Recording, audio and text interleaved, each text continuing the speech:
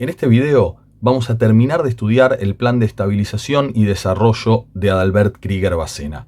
Hemos visto su diagnóstico inicial, sus objetivos, las principales medidas tomadas por el ministro, fundamentalmente la idea de una devaluación compensada, y es hora de ver sus resultados. En primer lugar, hay que decir que el ministro logró bajar la inflación.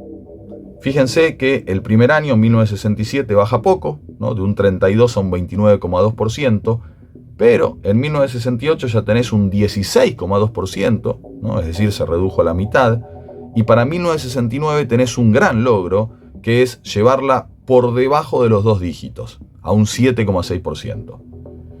Tal vez lo único que podemos señalar para matizar un poco este dato es que ese objetivo se logró, y eso hay que reconocerlo, pero recién se logra bajar sensiblemente la inflación después de 2 años, y encima con salarios congelados en el medio, ¿no? Y este número del 7,6 en realidad dura muy poquito, porque para 1970, aunque ya Krieger no era ministro, la inflación te vuelve a subir al 13,6 con políticas muy parecidas a las que venía aplicando él.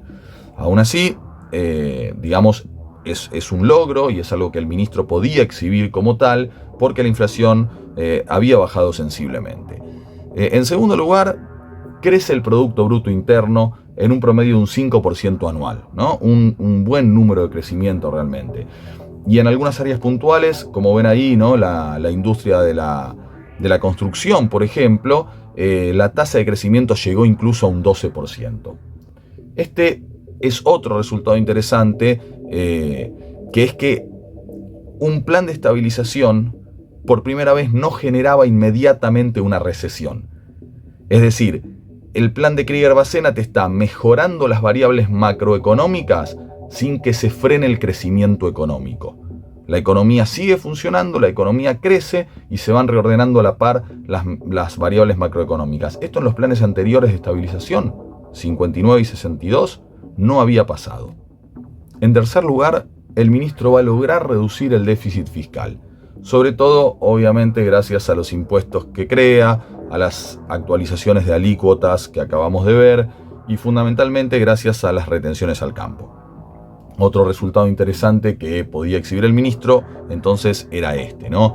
Una reducción importante del déficit fiscal. Ahora bien, junto a esto tenemos, por ejemplo, un fuerte deterioro de la balanza comercial. ¿Qué es la balanza comercial? Bueno, fácil. Es el cálculo comparativo entre las importaciones y las exportaciones de un país durante un periodo de tiempo determinado. Es decir, vos ponés de un lado todo lo que importaste, de otro lado todo lo que exportaste, haces la cuenta y esa cuenta a Krieger Bacena no le da bien. Fíjense que en 1967, cuando asume el ministro, teníamos un saldo de 368 millones de dólares.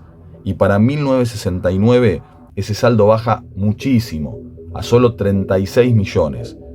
Y esto es comprensible. ¿Por qué? Bueno, porque entre el 66 y el 69, escuchen este dato, las exportaciones solo habían crecido un 1,2% y las importaciones un 40,2%. El único resultado que se podía esperar de estos datos era la notoria reducción del saldo del intercambio. A esto se le suma el incremento de la presión tributaria.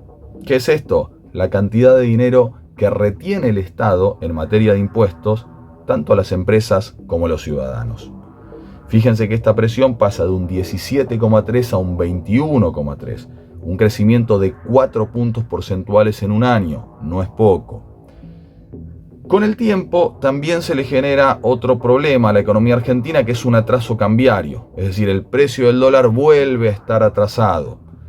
Claro, esto siempre desalienta la producción agraria, y si bien Krieger Bacena en ese momento va a compensar al sector bajando las retenciones, el malestar en el sector agroexportador no logra aplacarse del todo. Por otra parte, crece la deuda externa. Ahí tienen en pantalla los números, son muy significativos. Contraemos deuda con el FMI, con un consorcio de bancos europeos, con el propio Estados Unidos, también con bancos norteamericanos, ¿no? La deuda externa crece bastante en este periodo y eso siempre es un signo de alerta, de alarma. Además, se incrementan muy fuertemente la desnacionalización y la concentración del capital. Y esto es lógico, porque los grandes beneficiarios de la devaluación, tal como la planteó el ministro, una devaluación compensada, terminaron siendo el propio Estado, que aumentó muchísimo su recaudación, y fundamentalmente los capitales extranjeros, que aumentaron muchísimo su poder de compra interno. Esto se tradujo entonces en desnacionalización y concentración del capital. Pero tal vez el tema más polémico de la administración Krieger-Bacena es el del poder de compra de los trabajadores. Y en este punto hay que ser muy serios porque los historiadores económicos no están todos de acuerdo. La biblioteca acá está dividida. Hay autores como Gerchunov Iliach, en una obra muy clásica, o el profe de Pablo, que sostienen que los trabajadores prácticamente no perdieron salario, al menos en términos reales. ¿No? Ellos dicen, bueno, a pesar de estas medidas, el salario real prácticamente no se vio resentido. Pero hay otros autores, como Mario Rapoport, como Mónica Peralta Ramos, que discuten esta cuestión. Rapoport, por ejemplo, dice que si vos mirás el salario en términos generales, sin desagregar, sin distinguir rubros, podés concluir que el salario real cayó, aunque es cierto, dice Rapoport, no cayó tanto como en otros planes de estabilización que se habían tomado antes.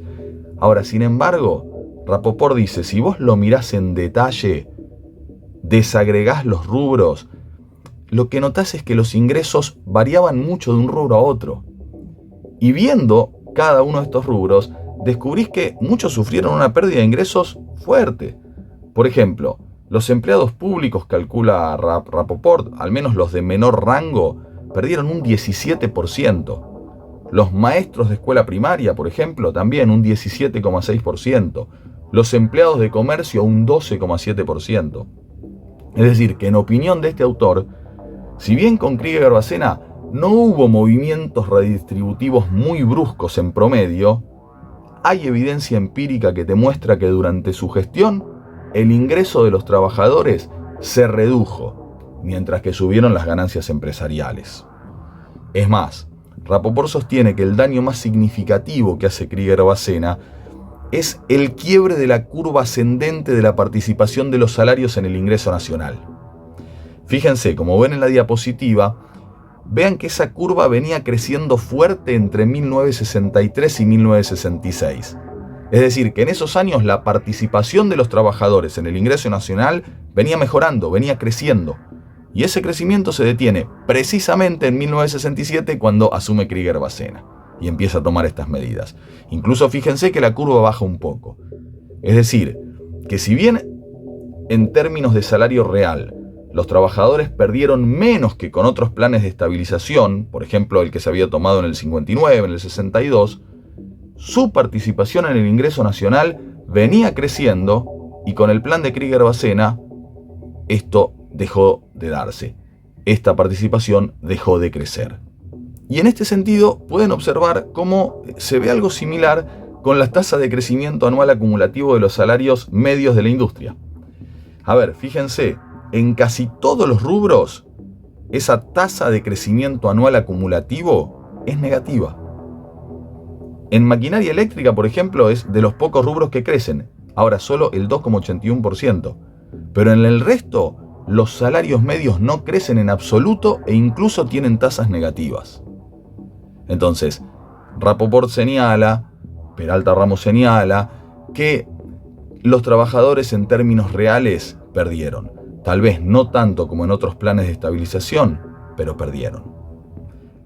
Y así llegamos al fin de la gestión de Krieger-Bacena, que está vinculada a esa gran protesta y rebelión popular que fue el Cordobazo, ¿no?, en mayo de 1969, y que va a forzar la renuncia del ministro, que será reemplazado por Pastore, quien en líneas generales continuó con las grandes líneas trazadas por Krieger-Bacena.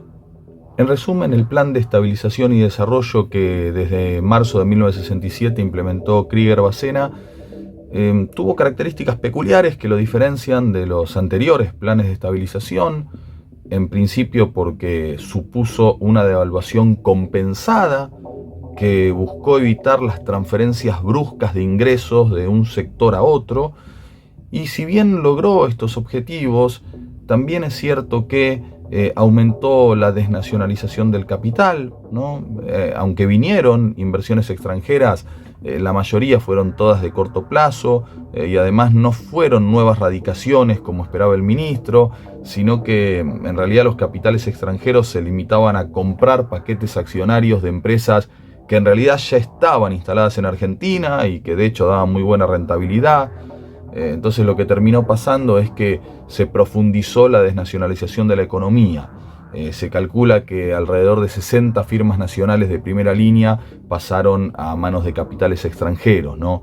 Por último, podemos concluir que en materia salarial, en materia de ingreso de los trabajadores, si bien hay que reconocer que la biblioteca está dividida, la evidencia empírica parece señalar que si bien los trabajadores en términos reales no perdieron tanto como en otros planes de estabilización clásicos, a fin de cuentas los trabajadores vieron reducido su poder de compra, mientras que las grandes empresas, el gran capital, sobre todo aquel vinculado a el capital extranjero, incrementó considerablemente sus ganancias.